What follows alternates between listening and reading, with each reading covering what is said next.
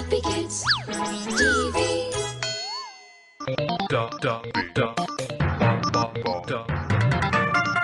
The Holy Tales.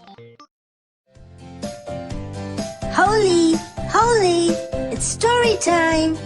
I know, Gumbo. I have been waiting for you all to come. You're going to tell us one of Jesus' stories, aren't you, Holy? Yes, and today I am going to tell you the parable of the unforgiving servant.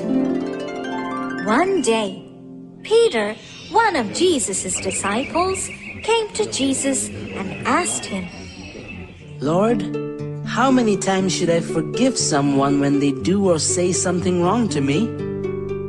Jesus knew that everyone should learn to forgive someone if they are sorry for what they have done. Instead of saying always, Jesus said 77 times. Peter was confused. So, Jesus decided to tell him a story which would help Peter understand better how important it is to forgive someone when they have realized their mistake and are sorry for their behavior. Jesus told Peter the story of a very rich king. The king had many servants who worked for him. Some of them looked after his treasury and were in charge of the other servants. One day, the king decided to test one of his servants who was looking after his money. He wanted to see if he was doing his job perfectly. So, the king went to check his treasury. When he checked, he saw that the servant had not paid the bills. Instead, had borrowed the money for his personal use. The amount of money that the servant had taken was not a small amount. The servant was in huge debt. So the king called for the servant. I know that you have taken money from the treasury without asking me. You have committed a crime for which you will be punished. I will sell your family and you as slaves and take back the money that you have taken. The servant was very upset. He knew that if his family and he were sold as slaves, they all would have to live in different places. They might not be able to see one another ever again. So the servant begged and pleaded for forgiveness. The king felt sorry for the servant. He decided to forgive him. He even told the servant that he did not have to give back the money to him. As soon as the servant left the court, he met another servant who owed him some money, a very small amount. Even though the king was nice to him, the servant grabbed hold of the other servant. He started shouting at him, Give me back the money you owe me, or else I will throw you into the prison. People saw the servant treating the other man this way and went and told the king. The king was very, very angry. He thought to himself, I forgave him a huge debt, but he could not forgive another man who owes him a small amount of money? He called for the servant once again and threw him into prison. So, did you children understand the meaning of the story? Yes, the story means that God always forgives us for all the wrong things we do to Him. Now He wants us to forgive those who do wrong to us. Well done, Tabby. That's exactly the meaning of the story. I hope you have understood the story too, Gumbo and Freckles. Oh yes, we have! All right then. Hope you enjoyed and understood the story too. We'll be back soon. Bye-bye.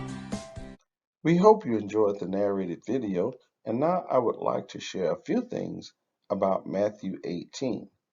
Jesus used a child to help his self-centered disciples get the point. We are not to be childish like the disciples arguing over petty issues, but childlike with humble and sincere hearts. The disciples had become so preoccupied with the organization of Jesus' earthly kingdom that they had lost sight of its divine purpose. Instead of seeking a place of service, they sought positions of advantage. It is easy to lose our eternal perspective and compete for promotions of status in the church. It is difficult but healthy to identify with children, for they are weak and dependent people with no status or influence. Jesus warned the disciples about two ways to cause others to sin: tempting them and neglecting or demeaning them. As leaders, we are to help young people or new believers avoid anything or anyone that could cause them to stumble in their faith and lead them to sin. We must never take lightly the spiritual education and protection of those young in age or young in faith. We must remove stumbling blocks that cause us to sin. This does not mean to cut off a part of the body. For the church, it means that any person, program, or teaching that threatens the spiritual growth of the body must be removed. For the individual, any relationship, practice, or activity that leads to sin should be stopped. Jesus says it would be better to go to heaven with one hand than to hell with both. Sin, of course, affects more than our hands. It affects our mind and heart.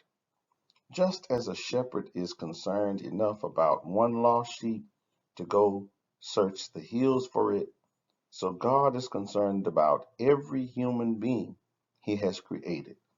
If you come in contact with children in your neighborhood who need Christ, steer them toward him by your examples, your words, and your act of kindness.